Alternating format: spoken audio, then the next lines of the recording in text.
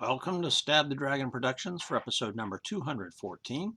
This is Monday, May the 5th, 2025. That's right, it is Cinco de Mayo, and I am sipping on a margarita while doing a whiskey show. Oh well. And this edition of Stab the Dragon is a special report from a whiskey tasting event I participated in over the weekend, where my cousin and I sampled, studied, and discussed 11 whiskeys. So if you have ever thought about conducting a whiskey tasting for friends or family, or even random strangers on the street, tonight I will explain my method and maybe encourage you to share in this hobby with somebody close to you. So first, our family had some pretty serious situations going on down the Houston area, so I contacted my cousin and we agreed to get together. He watches this show some and asked me to bring some of those whiskeys down so we could study them together. First point then is, if you want to have a successful whiskey tasting event, look for a like-minded person who is interested and look for an opportune time. Second, find out their experience level, their likes, their dislikes, what they might be interested in exploring. What you don't want to do is just come with preconceived ideas and force your favorites on everybody else. No, you want to get a feel for the audience, right? My cousin's experience with whiskey is about average, maybe even above average, because he really does have a wide palate. He likes some Canadian, some Irish, Kentucky bourbons, and ryes. And so, that's a pretty wide spectrum. He was a little bit interested in Scotch because in his past, many years ago, he had some Scotches that were less than satisfactory, shall we say. But while he has been, born and raised in Texas, longtime Texan, he has not had any Texas whiskeys. But he was interested. And that actually is not unusual at all. A lot of people get used to the Kentucky bourbon stuff or rye or Canadian, and they never venture out into Texas. So here's the key. His tastes ran a very wide spectrum. In bourbon, from Maker's Mark to Knob Creek, Crown to Jameson, rye whiskeys in old fashions. So he's curious, he's open-minded, and he wanted to try new things. And that really is the secret ingredient to a whiskey tasting event. The attitude, way above average. Third, tailor your offerings to their interests, but include some things that come close to what they're familiar with, but leave room for some totally new experiences. I originally thought about just bringing 4 or 5 whiskeys, but my list kept growing and growing. I filled up a box of 6, and then I got some more, got another box, and 12 whiskeys I showed up with. There you go. I had 3 Scotches, 2 Irish, 1 Canadian. The other 6, all Texas whiskeys. Now this was going to be a 2-day event, not one evening. This is spread over 2 days. So, and we carefully used small pours so that you get 2 or 3 swallows out of the pour and that's it. So the quantity really was not going to be the problem. I felt comfortable stressing the Texas whiskeys, even though he had never had any, because he had watched my show. We talked about it a little bit.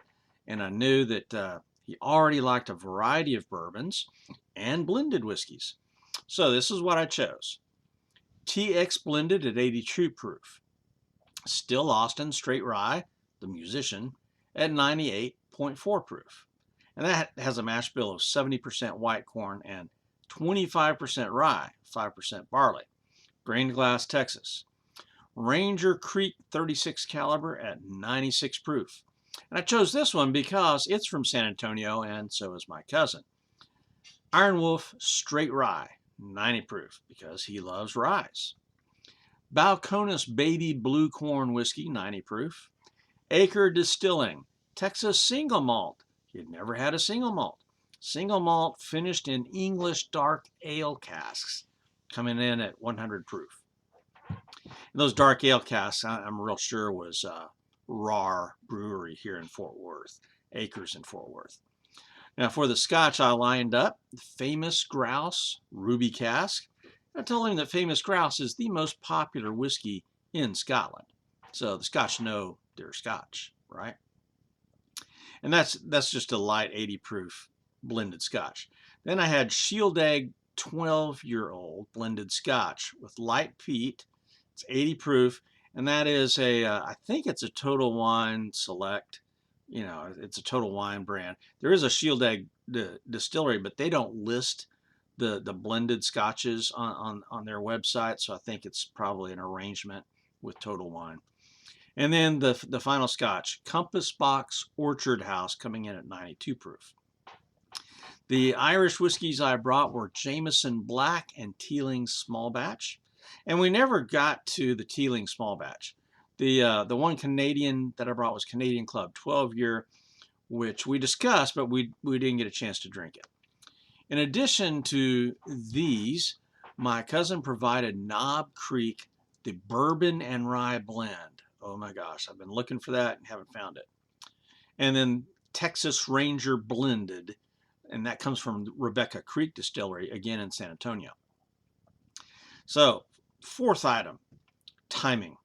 We studied and tasted the 3 scotches in the first afternoon, Friday afternoon. Then we went out to eat, came back after supper, and did 3 Texas whiskeys. The next day, while I was occupied on my business side of the trip, he tasted the Jameson Black. Then that evening, when I got home, actually pretty late, we did the Knob Creek and the rest of the Texas whiskeys. So spreading it out like that really helped. It increased the level of fun and anticipation all the way around.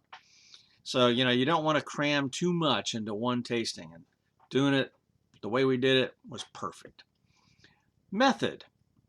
5, method.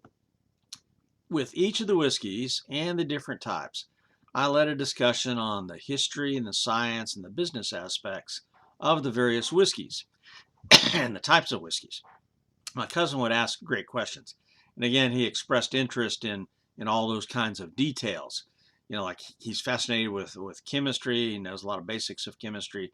And so some of the details of how to make whiskey were right up his alley. So this was definitely a fun study session. You know, we got into a lot of details, but kept it fun and lighthearted. Not everyone's going to have that level of curiosity and interest, though.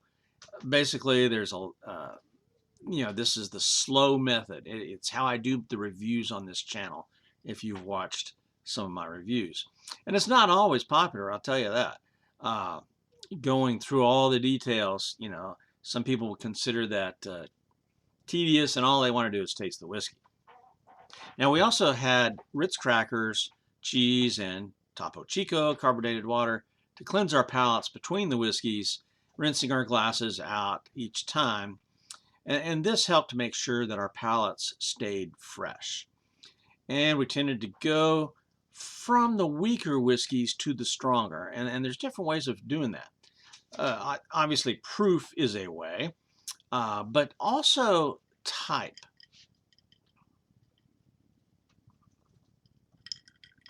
What I mean by that, we started with the scotches with Famous Grouse because that's a blended scotch and there's no age statement. Now, it is finished in wine cask. But then after that, we moved up to the 12-year Shieldaig, and that's a blended scotch as well, but it's moderately peated. It's about the same level of peat as Johnny Walker Black. So and it's a 12-year like Johnny Walker Black. So we stepped up in age and also peat. And then the third scotch was the 92 proof blended malt by Compass Box. And so, you know, that's a significantly higher proof point. Compass Box, I think there is some peat in there somewhere. So we stair-stepped our way up. That also, key point, stair-stepped up by price, with the Famous Grouse being the least expensive, and then Shieldaig, and then Compass Box. Now, in the Texas series, we began each night with the lower proof blended whiskeys. So the first night, it was TX blended. That's where we started. It's just 82 proof, right? And then as a blend, it's really a dessert blend. It's so light and vanilla, dessert-like, and just very sweet. Then the next step up was Still Austin. Now we did Still Austin straight rye in the middle position, even though it's higher proof than the Ranger Creek, because Still Austin, it has just a little bit of the Texas funk, whereas Ranger Creek is all Texas funk. All right, and picture Texas funk as being similar to peat smoke in scotches. If you do a heavy peated scotch first and then you go to an unpeated scotch, your palate is wrecked. All right. And so that's what we did is we stair-stepped up from the light and sweet blends to a good high rye bourbon with a little bit of the Texas funk, and then full on Texas funk with the Ranger Creek. So that's just our approach. And I think as far as how your palate works, that was ideal. And then the next day, while I was gone, he had the Jameson Black Barrel, and he had prior experience and likes regular Jameson, but he noted that this Black Barrel increased the flavor and it was very smooth compared with regular Jameson. So he did his own tasting with that one and really liked it. So, and then that evening, Saturday evening, after I got back from all my the business concern I had, then we came back and did the rest of the Texas whiskeys. And again, we started with the Texas Ranger blend, which is 80 proof. That whiskey I'd never had before. I've wanted to try it. Is so similar to TX blended. I don't know that I could tell them apart. Very sweet dessert, high in vanilla content. It was marvelous. If you've never had Texas Ranger, people tend to focus on the big names, and TX is the big name. Texas Ranger whiskey is about $7 cheaper, and I think it's just as good. So that's just me. And then from the Texas Ranger, we did the Knob Creek first, and that may have been a mistake because of the proof difference there. But I think the Texas Ranger overcompensated for that. It worked out. The Knob Creek bourbon and rye blend, and I've not got that yet, but I'm going to have to because this was magnificent. First of all, I'm a Knob Creek fan and I'm a rye fan, so I like their bourbons and their rye. And my cousin's the same way. And so he had some of that, and we enjoyed a pour of that, and it was fantastic. And that would be a great old fashioned in and of itself. And after the Knob Creek, that's when we did the Texas Ranger blend. And then the next step up from that, I chose Balcones Baby Blue. And the reason for that is that Balcones was, the Baby Blue was the first Texas whiskey gone to market, distilled in Texas after Prohibition. So we discussed all that history and the rivalry between Balcones and Garrison Brothers and a little bit of that. And then we had to get into the nitty-gritty business details of Balcones and how messed up that situation became. But also for me personally, the Baby Blue from Balcones was my first Texas whiskey. And when I sipped on that, it's like, what in the world is that? And that's the Texas Funk. It's 100% corn whiskey. It's not a bourbon. It's a corn whiskey. And it is loaded with the Texas Funk. So if you've never experienced that, Balcones Baby Blue, that's a great place to start. But it's not a mild dose of the Texas Funk. It's a heavy dose of the Texas Funk. And it's so controversial. The Texas whiskeys are just, you either love them or you hate them. I don't know that there's anybody just kind of in between about that. So then from there we did the Acre Texas single malt, and it was finished in those beer barrel. I think it's a single barrel. So it was finished in a raw English dark ale, which is one of my favorites by raw, by the way. And so it had a little bit of the beer flavor going on, but it had the Acre Texas single malt has loads of the Texas funk. And we also had a rye whiskey from Iron Wolf. And I think we did the rye whiskey before we did the Balcones. Yeah, because the rye from Iron Wolf is actually very similar to Still Austin's rye in that it's got a small dose of the Texas funk. It's kind of there in the background, but it's deep, rich, regular rye flavor with just a small dose of the Texas funk. And my cousin really liked that one, and that would be great for making. It's great neat, but it would be great for cocktails as well. So that's kind of the progression of what we did, the methodology of regulating proof as well as flavor in a stair-step method. So my analysis, we both liked and enjoyed every whiskey we tried, from the inexpensive Scotch blends, Famous Grouse and Shield Egg 12-year, to the Texas blends, to the more expensive Compass Box, Knob Creek Bourbon Rye, and Texas Bourbons and Texas Rye. So, the cheapest whiskey was the Famous Grouse at just under $19, and the most expensive was the Ranger Creek and Orchard House in the $55 to $60 range. So in other words, none of these were super expensive. I see no, I get some of the expensive whiskeys can be really, really good, I'm sure, but man, I am just very happy at my level, very pleased with, an $18 blended Scotch. That's great.